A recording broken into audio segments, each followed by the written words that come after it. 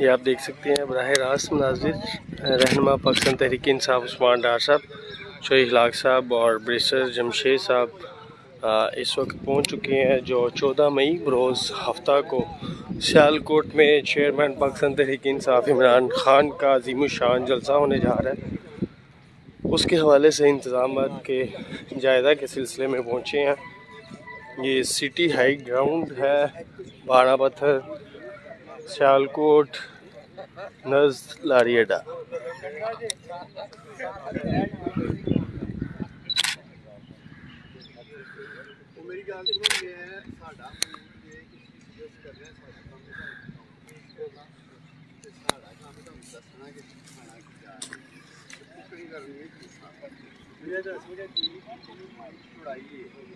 अस्सी फुट की बजाय अगर 120 फुट का स्टेज लाइए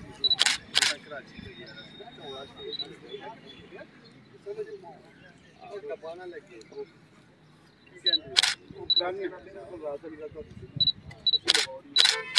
अच्छा दूसरा डबल कंटेनर करोगे या ट्रिपल कंटेनर? सिंगल फिर डबल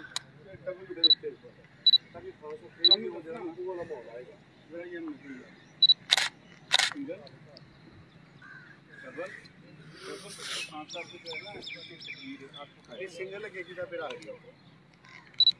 सिंगल वीवीआईपी स्टेज आते डबल वीवीआईपी स्टेज आते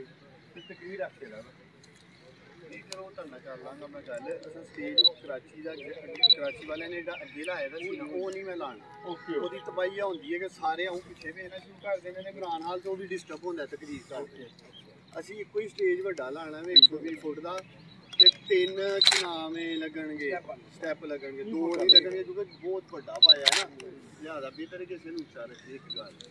दूसरा मैं जानना वहाँ कि जिहड़ियां फैमिलीज ने ना या लेडीज ने उन्होंने का ऐसे लैफ्ट साइड से असी डबल स्टेज लावांगे बनावांगे वो सेफ भी रहन उत्ते इंजॉय भी करन ते फ्रंट दे सारे वर्कर से यूथ अगे ही आए मुंह दे वो जेड़ा वीआईपी माहौल होंदा ना सोफे ला दो ये वो असा इत्थे नहीं है बहुत अच्छी गल कर सिंगल कंटेनर जेड़े 4 जोड़दे वो उत्थे 4 जोड़ के बल्कि उन्होंने डबल भी कर देना कोई मसला नहीं भाई 10 जोड़ देना कोई प्रॉब्लम नहीं असी उतो उन्होंने खब्बे ते मीडिया तल सज्जे वह अदरू आनी है ना करना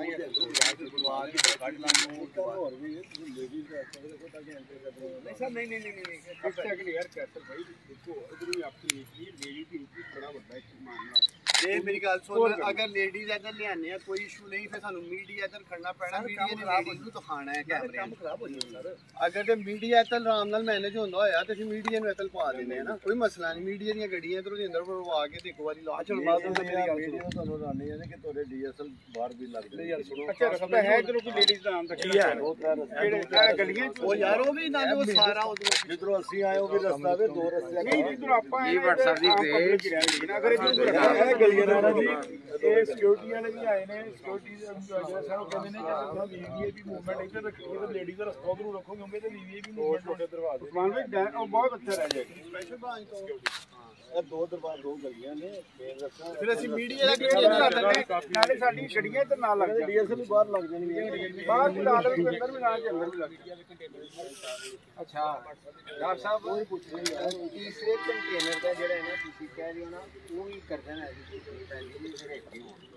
डबल कंटेनर तक कर लो मेरा नहीं ख्याल कि